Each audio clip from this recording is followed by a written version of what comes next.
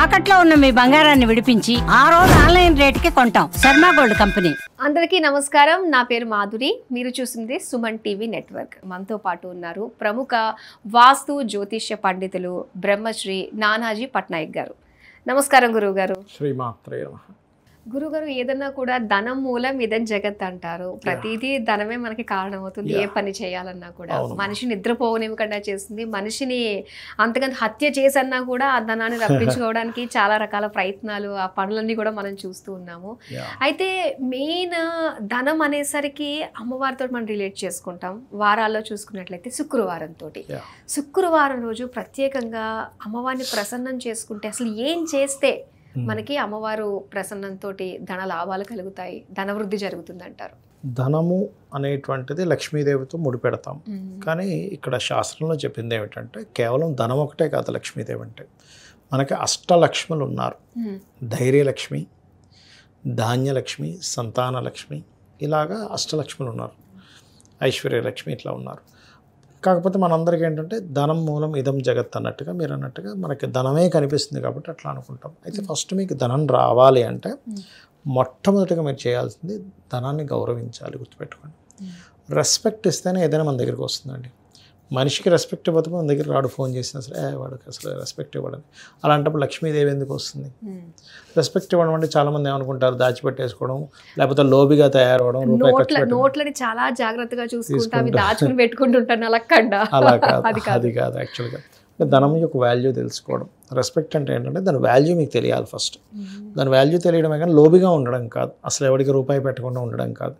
దాని యొక్క ఎనర్జీ తెలుసుకొని దాన్ని వినియోగించడం తెలుసుకోగలగాలి. Point number 1. రెండవది, మనం ఎప్పుడు కూడా ధనం ఎప్పుడు కూడా ధర్మంతో ముడిపడి ఉంది అని చెప్పి మనకు శాస్త్రాలు చెప్తున్నాయి. అందుకే లలితా సహస్రనామాల్లో కూడా ధర్మాధ్యక్ష, ధనాధ్యక్ష, ధన ధాన్య వివర్ధిని నమః. ఇప్పుడు మీరు చూడండి, ధర్మము అనే పదానికి చాలామంది ఏమనుకుంటారంటే అబ్బాయి ఇవాళ రేపు ఎవరు ధర్మాలు పాటిస్తారు, ఇదంతా కలియుగం కదా, ధర్మంగా ఉంటే రోజులు లేవనుకుంటారు. కానీ అందరికీ ధర్మం కావాలనే విషయం చాలామంది తెలియదు. ఎలా అంటే ఇప్పుడు మీరు ఉన్నారమ్మా, మీరు రోజు ఒక దగ్గర టిఫిన్ చేస్తున్నారు అనుకోండి, వాడు ధర్మబద్ధంగా మంచి క్వాలిటీ ఇస్తున్నాడు. అప్పుడు మీరు అక్కడికి వెళ్తారా? ధర్మంగా ఇవ్వకపోయిన వాడి దగ్గరికి వెళ్తారా? ఇచ్చిన వాడి దగ్గరికి. క్వాలిటీ ఈజ్ ధర్మం.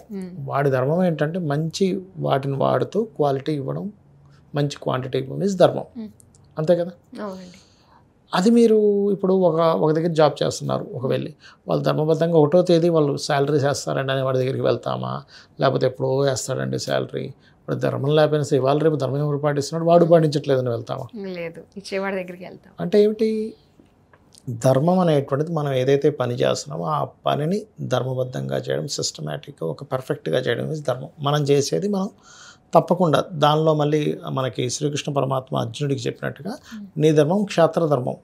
నువ్వు ఇప్పుడన్నీ ఇలాంటివి ఏవి ఆలోచించకూడదు. నేను వీళ్ళని చంపితే ఏమవుతుంది, వీళ్ళని అసలు చంపొచ్చా, ఈ నెత్తుడు కూడా నాకు అవసరమా, దీనికంటే నేను అడుక్కొని తినడం బెస్ట్, ఇట్లాంటివన్నీ పెట్టుకోకూడదు. నీ ధర్మం ఏంటో నువ్వు పాటించాలి. అది ఖచ్చితంగా మీకు రాజ్యాన్ని, ధనాన్ని, కీర్తిని అన్నీ ఇస్తుంది ఆ ధర్మమే. మొట్టమొదటిగా మీకు ధనం రావాలంటే ధర్మాన్ని పట్టుకోవాలి. ఇది చాలామందికి రుచించకపోవచ్చు, ఇవాళ రేపు ఎవరు ధర్మం పాటిస్తారు అని అనుకోవచ్చు. కానీ ధర్మం పాటించే వ్యక్తి చాలా సాటిస్ఫైగా ఉంటాడు.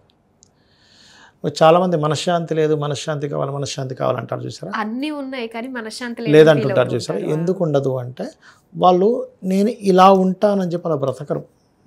నేను ధర్మంగా ఉంటానని బ్రతికినప్పుడు నీకు మనశ్శాంతి ఆటోమేటిక్గా వస్తుంది, ధనం ఆటోమేటిక్గా వస్తుంది. కాకపోతే అందరూ ఏంటంటే ఇవాళ రేపు ఇది మాట్లాడుకోవడానికి బాగుంటుంది కానీ ఇట్స్ నాట్ కరెక్ట్ అంటూ ఉంటాం. కానీ సొసైటీకి ఇప్పుడు కరువు ఉన్నదే అది. నువ్వు కనుక అది పాటించగలిగితే సొసైటీ మొత్తం నీ చేతిలో ఉంటుంది. నా ఉద్దేశం పరంగా జెన్యూన్ పర్సన్స్ ఎంతమంది ఉన్నారు చెప్పండి? ఇవాళ రేపు చాలా తగ్గిపోయారు. అమ్మో జెన్యూన్, ఈ పర్సన్ జెన్యూన్ అని చెప్పి తెలిసిందంటే అబ్బా ఆ పర్సన్ మనకు కావాలంటే జాబ్కి అంటాం. అవునా కదా? కాబట్టి ఏంటంటే ఫస్ట్ ధర్మాన్ని పాటించాలి. ఇక ధన విషయం కనుక చూసుకుంటే ఒకటి, చాలామంది ఏంటంటే చదువుతూ ఉంటారమ్మా, పలానా కోర్స్ అది ఇది, కానీ స్కిల్స్ ఎక్కువ పెంచుకోవాలి. ఇప్పుడు కూడా మన స్కిల్సే ధనం. నేను నమ్మేటువంటి సిద్ధాంతం ఏంటంటే స్కిల్ ఈజ్ ధనం. స్కిల్ లేకపోతే ధనం లేదు. మీ దగ్గర ఎన్ని స్కిల్స్ ఎక్కువ ఉంటే అంత ధనవంతులు మీరు. డబ్బులు ఉంటే ధనవంతులు కాదు. డబ్బులు ఇవాళ ఉంటుంది అయిపోతుంది, కూర్చొని తిన్నామంటే 4 సంవత్సరాల్లో అయిపోతుంది ఎన్ని కోట్లు ఉన్నా కూడా. అది కాదు, మీ దగ్గర ఎన్ని స్కిల్స్ ఉన్నాయి ఈజ్ మోస్ట్ ఇంపార్టెంట్. మీరు ఎంత ధర్మంగా ఉన్నారు ఈజ్ మోస్ట్ ఇంపార్టెంట్. మీరు ప్రతి వ్యక్తిలోని కేవలం పటంలో మాత్రమే కాకుండా ప్రతి వ్యక్తిలో కూడా లక్ష్మీ స్వరూపాన్ని చూడగలగాలి. That is Lakshmi. ఇప్పుడు ఒక హోటల్ పెట్టుకున్న వ్యక్తి కస్టమర్లో లక్ష్మీదేవిని చూడగలగాలి. ఇలా కస్టమర్లో చూడకుండా కస్టమర్ మాత్రం ఇష్టం వచ్చినట్టు మాట్లాడి ఎంతసేపు లక్ష్మీదేవి ముందున కూర్చొని మీరు అష్టోత్తరాలు చదువుతానంటే కాదు. అలా అష్టోత్తరాలు చదవకూడదని కాదు అక్కడ అర్థం. అష్టోత్తరంలో ఉండేటువంటి మీనింగ్ తెలుసుకోగలగాలి. అసలు లక్ష్మీ అష్టోత్తరంలో ఉన్న మీనింగ్ ఏమిటి, ఆ మీనింగ్ మీకు అర్థమవుతే లక్ష్మీదేవి అంటే ఏంటో అర్థమవుతుంది. లక్ష్మీదేవి అంటే ఏంటో మీకు అర్థమైతే డబ్బులు ఆటోమేటిక్గా వస్తాయి. ఆవిడకు ఉండే ఎన్ని లక్షణాలు ఉన్నాయి లక్ష్మీదేవికి, ఆ లక్షణాలన్నీ కలిపితే లక్ష్మి. ఆ లక్షణాలన్నింటినీ పక్కన పెట్టేసి కేవలం నోట్లు లెక్క పెట్టుకోవడమే, లేకపోతే ఏ రకంగా సంపాదిద్దాం మనం, ఎవరిని ఎంత ఎలా ముంచే సంపాదిద్దాం అనుకుంటే అది లక్ష్మి అవ్వదు. ఆ రూపంలో మీకు డబ్బులు వచ్చినా ఆ డబ్బు నిలబడదు, ఏదో రూపంలో మీకు ఇబ్బందిని ఇస్తుంది, గుర్తుపెట్టుకోండి. అయితే సరే, ఇక్కడ మనం ధర్మానికే ఎందుకు ఇంత పీట వేస్తున్నామండి అని నేను మీకు ఒక విషయం చెప్తాను. మీరు ఆదిశంకరాచార్యుల వారి యొక్క వృత్తాంతం కనుక మీరు చూసినట్లయితే అందులో ఒకసారి మీరు బంగారు ఉసిరికాయలు పడతాయి కనకదార స్తోత్రం చదివినప్పుడు ఆ వృత్తాంతాన్ని కీన్గా మీరు కనుక అబ్జర్వ్ చేస్తే ఆదిశంకరాచార్యులు వారు ఒక ఇంటికి భిక్షాటన కోసం వెళ్తారు. ఆ ఇంటిలో ఒక బాగా ముసలావిడ 10 రోజులుగా ఎటువంటి ఆహారం లేకుండా వాళ్ళ హస్బెండ్ వాళ్ళ భర్త బయటికి వెళ్ళి వస్తారు, ఏదైనా ఆహారం తెస్తారని ఎదురు చూస్తూ కూర్చుంటుంది. ఆ సమయంలో ఆదిశంకరాచార్యులు వారు వెళ్ళి భిక్షాటానికి వెళ్ళారు. ఆవిడ ధర్మం ఏంటి, వచ్చినటువంటి అతనికి ఏదో ఒకటి ఇవ్వాలి. ఒకే ఒక ఉసిరికాయ ఉంటుంది, దాన్ని ఇస్తుంది ఆవిడకి. అతనికి ఇచ్చి, అయ్యా మా ఇంట్లో ఏమీ లేవు, నేనే 10 రోజుల నుంచి ఏం తినలేదు, ఉన్న ఒక్క ఉసిరికాయ దేవుడికి నైవేద్యం పెట్టిన ఉసిరికాయ నీకు ఇచ్చేసానని చెప్తుంది.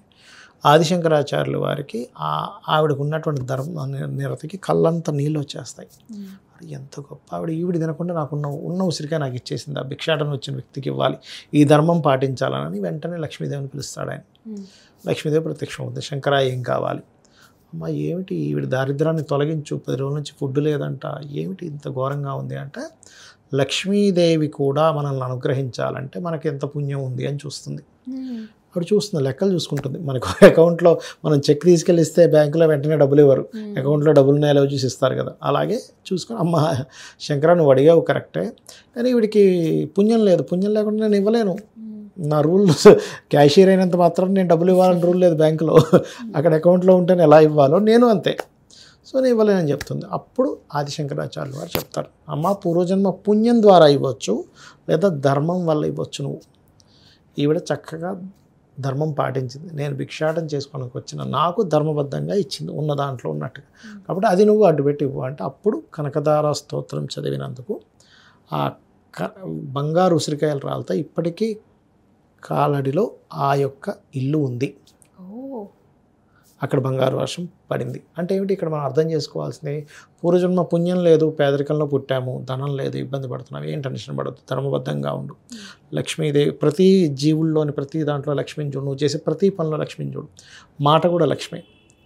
ఒకసారి మనం ఒక మాట అన్నాం కోపంలో, మాట అనేటువంటిది ఎలాంటిదంటే ఒక జలపాతం పైనుంచి దూకిన తర్వాత దాన్ని మళ్ళీ వెనక్కి తీసుకురాలేం, అలాగే ఒకసారి ఒక మాట అన్నామంటే దాన్ని వెనక్కి తీయలేం. Most powerful. అంటే మనం అర్థం చేసుకోవాల్సింది ఏంటంటే, మొట్టమొదటిగా మనకు ధనం రావాలంటే మనం కంట్రోల్ చేసుకోవాల్సింది నోటిని. ఒక్క మాటతో కొన్ని కోట్ల రూపాయల కాంట్రాక్ట్లు పొందిన వాళ్ళు ఉన్నారు, ఒక్క మాటతో కొన్ని కోట్ల రూపాయల కాంట్రాక్ట్లు పోగొట్టుకున్న వాళ్ళు ఉన్నారు. సో మాట ఈజ్ మోస్ట్ ఇంపార్టెంట్. దీంతోపాటు ధర్మంగా ఉంటున్నావా, నువ్వు ఏం ప్లాన్ చేస్తున్నావు, ఆవేశపడి ఏం చేయకు. ఒక్కోసారి మనం అవతల వల్ల అయ్యో ఇలా ఉన్నారు కదా అని ఆవేశపడి కూడా ఒక్కోసారి దాన ధర్మాలు చేసేస్తుంటాం, అది కూడా చాలా తప్పు లైఫ్లో. తనకమాల ధర్మం కూడా పనికిరాదు అంటారు కదండి. అవును, పనికిరాదు. ఎందుకంటే అమ్మా నీకు సరే నువ్వు అంటే ఇక్కడ ఏంటంటే నువ్వు దయాహృదయంతో ఇచ్చావు, కరెక్ట్ పర్సన్స్కి ఇస్తే పర్లేదు, కానీ కరెక్ట్ పర్సన్స్కి దానం ఇవ్వకుండా ఇచ్చావనుకోండి, వాళ్ళు మిస్యూజ్ చేస్తే అది నీకు పాపం కిందకే వస్తుంది. కానీ వాళ్ళు అంత దయార్థంగానే మన దగ్గరికి వచ్చి అడుగుతారు ఇలా ఉంది పరిస్థితి అని. ఇప్పుడు పరిస్థితుల్లో ఇవాళ రేపు ఇంకా సొసైటీ అలా తయారైపోయింది, దానివల్ల చాలా మంది మోసపోతుంటారు అట్లా. అయితే ఇక్కడ ఏంటంటే అమ్మ, ఫస్ట్ ఆఫ్ ఆల్ ఓం సంపత్కరీ సమారూఢ సింధుర వ్రజ సేవితాయ నమః అనే మంత్రం, అదేవిధంగా ఓం ధర్మాధ్యక్ష ధనాధ్యక్ష ధనధాన్య వివర్ధనీయ నమః అనేది, ఈ రెండు లలితా సహస్రనామాల్లోవి ఖచ్చితంగా పనిచేస్తాయి. ఇవి వేద మంత్రాలతో సమానం. ఎందుకంటే వశిన్యాది వాగ్దేవతలు చెప్పినటువంటివి ఈ 2 చాలా చెప్పారు 1000 నామాల్లో ఇవి ఒక 2 ధనం కోసం. అయితే ఇవి మీరు చేసేటప్పుడు ఎంత నమ్మకంగా చేయాలంటే ఇది నేను చదువుతున్నానంటే ఖచ్చితంగా వచ్చి తీరుతుంది. ఎందుకంటే మంత్రం ఆధారంగానే దేవత ఉంటుంది అక్కడ, అది ఖచ్చితంగా చేసుకోవాలి. ఇంకోటి చాలామందికి మరీ అంటే అసలు ధనభావం అంటే 2nd హౌస్ 9th హౌస్ అదేవిధంగా 11th హౌస్ 5th హౌస్ పూర్తిగా పాడవుతాయి.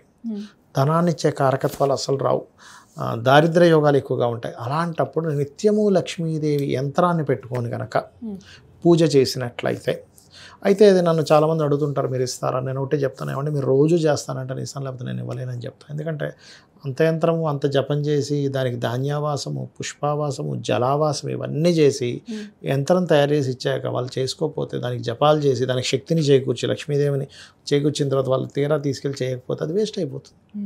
ఆవాహనం చేస్తారు కదా, అందుకని ఏమంటే మీరు రోజు చేసుకునేటట్లయితే ఇస్తామని చెప్తాను, లేకపోతే నేను ఇవ్వనని చెప్పేస్తాను.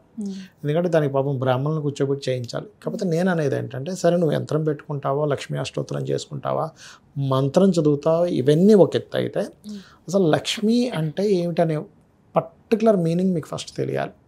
కేవలం ఏదో పటంలో ఉండేది మాత్రమే కాదు, నీ చుట్టూ ఉన్న ప్రతిదీ లక్ష్మీ స్వరూపమే. నీకు చక్కగా పిల్లలు ఉన్నారు, సంతాన లక్ష్మి, అబ్బా ఎంత బాగున్నారు, మంచి ఆరోగ్యం ఉంది, ఆరోగ్యలక్ష్మి. ధాన్యలక్ష్మి, నువ్వు ఫుడ్ తింటున్నావు అంటే ధాన్యలక్ష్మి. చాలామంది ఇవేవి పక్కన పెట్టేసి నాకు లక్ష్మీ అనుగ్రహం లేదంటారు.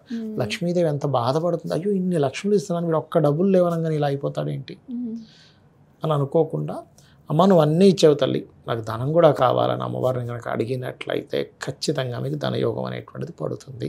ధనయోగం గురించి నిజంగా కావాలంటే ఇన్ని రకాలుగా మనకున్నాయా, కేవలం ఆ నోట్ల కట్టలే మనం ధనం అనుకున్నట్లయితే పొరపాటు. ఇలాంటి విషయాలన్నీ కూడా మాకు తెలియజేసినందుకు చాలా సంతోషం, ధన్యవాదాలు. శ్రీమాత్రే నమః.